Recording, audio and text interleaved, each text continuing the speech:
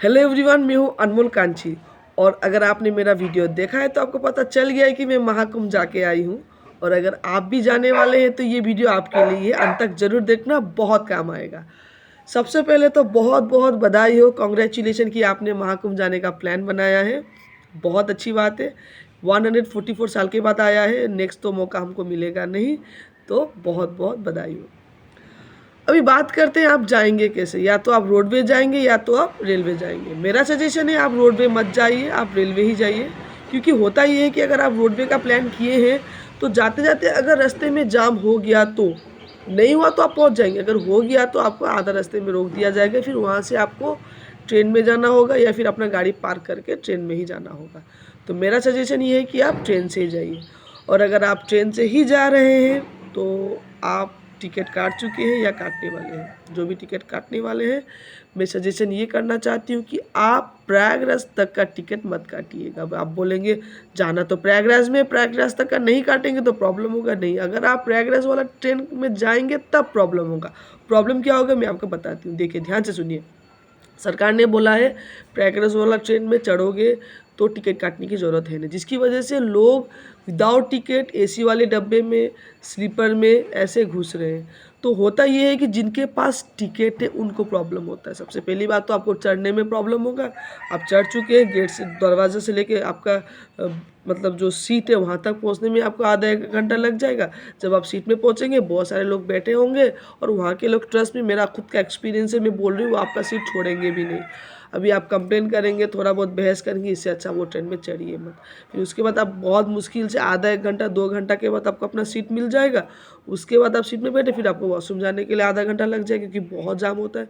फिर रात को सोते समय लोग इतने बातें करते हैं, क्योंकि अड़ोस पड़ोस में तो हर जगह लोग खड़े हैं, बैठे हैं, बात करेंगे, आपके सीट में भी बैठेंगे, आप सो रहे हैं, चिपक रहे हैं उनके साथ, फिर इतना बातें करेंगे, आप रात को सो नहीं पाएंगे। और अच्छे से सो नहीं पाएंगे तो प्रयागराज में जाके तो वहाँ पे तो आपको बहुत प्रॉब्लम होगा ना, क्योंकि वहाँ पे बहुत पैदल चलना पड़ता है। इससे अच्छा आप प्रयागराज तक का टिकट नहीं काटना। तो अभी बात है कि कहाँ तक का काटना है। देखिए ध्यान से सुनिए, आपको टिकट काटना है या तो बनारस तक का या तो डीडी उपाध्याय तक का, लेकिन वो वाला ट्रेन में जाना है जो ट्रेन आपका प्रयागराज तक नहीं जाता है। बनारस से या डीडी से डाइवर्ट होकर कोई दूसरा डायरेक्शन जाता है, तब क्या होता है वो सब ट्रेन में विदाउट टिकट आप नहीं चढ़ सकते।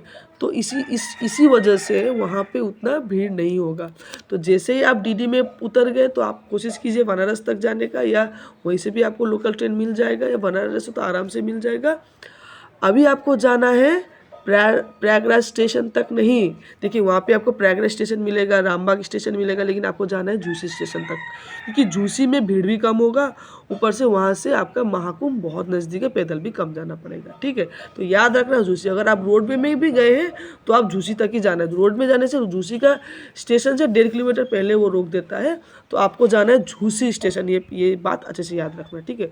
उसके बाद आता है कपड़ों का। आपको बहुत कम कपड़ा लेके जाना है, मिनिमम से मिनिमम कपड़ा लेके जाना है, क्योंकि ज़्यादा लेके जाएंगे भारी होगा, इसलिए मिनिमम कपड़े लेके जाने। और जब स्नान करेंगे, जो कि मैंने तो अमृत स्नान किया था, अभी तो नॉर्मल स्नान चल रहा है।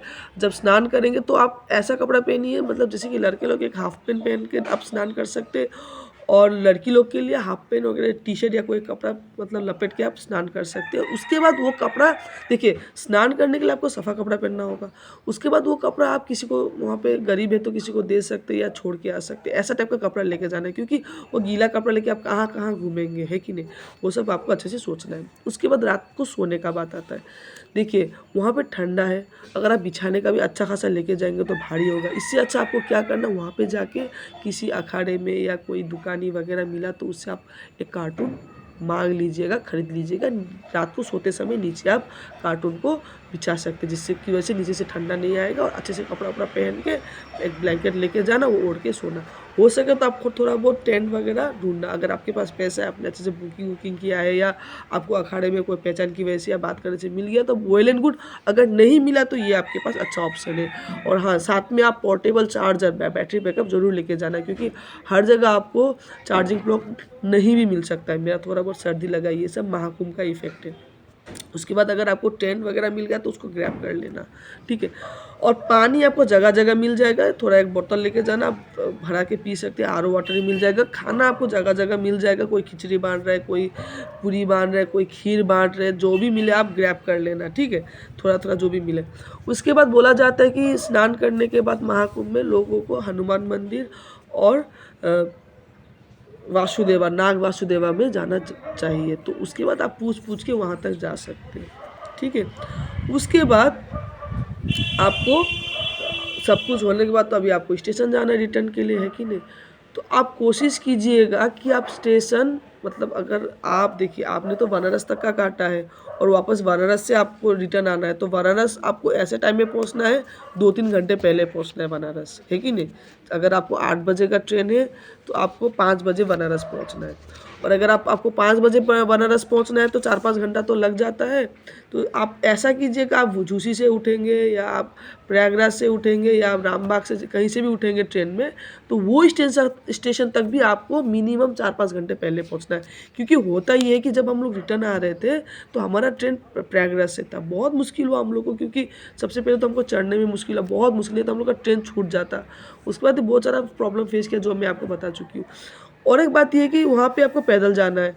फिर बहुत भीड़ की वजह से वो लोग क्या किए कि जो रास्ता 1 किलोमीटर में आप पहुँच जाएंगे प्रयागराज, वो लोग घुमा के 5-6 किलोमीटर एक्स्ट्रा कर दिए, बंद कर दिया वो 1 किलोमीटर वाला।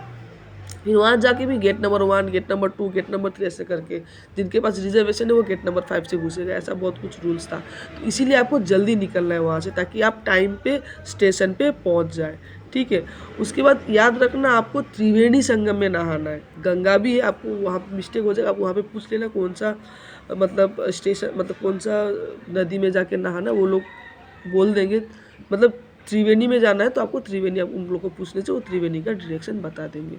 और एक ख़ास बात आपको ये याद रखना है मेरे दोस्तों, अभी यूपी बहुत भीड़ है। हम लोग ने एक बहुत बड़ा गलती किया जो आपको नहीं करना है। अभी क्या है ना, हम यूपी जा रहे हैं, हम प्रयागराज जा रहे, लगे हाथ हम काशी विश्वनाथ भी चलते, लगे हाथ हम अयोध्या भी चलते। ये भूल मत कीजिएगा, क्योंकि उस तरफ भी बहुत भीड़ है।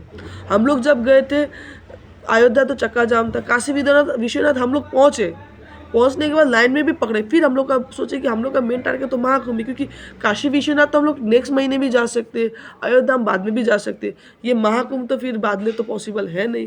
तो इसीलिए आप सिर्फ महाकुंभ का टारगेट कीजिए। महाकुंभ स्नान करने के बाद आपके पास 2-3 दिन बचा है तो आप जा सकते, नहीं तो आप मेन टारगेट महाकुंभ का ही कीजिएगा। अभी मैंने आपको जो भी बोला ध्यान से ये बात को मन में रखना। और कुछ भी चीज़ अगर आपको पूछना है महाकुंभ से रिलेटेड तो आप नीचे कमेंट कीजिएगा, मैं ज़रूर रिप्लाई करूँगी। हर हर महादेव।